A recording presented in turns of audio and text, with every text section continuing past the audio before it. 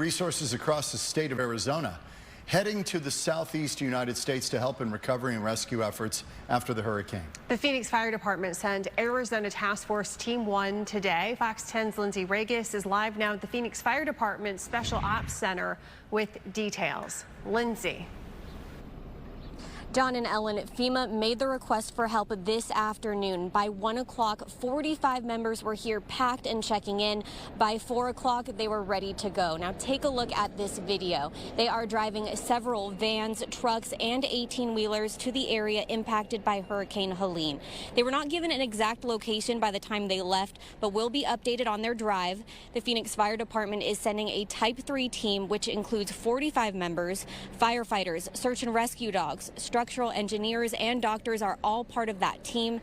They're also bringing several different types of gear and equipment, so they are prepared for all rescue situations.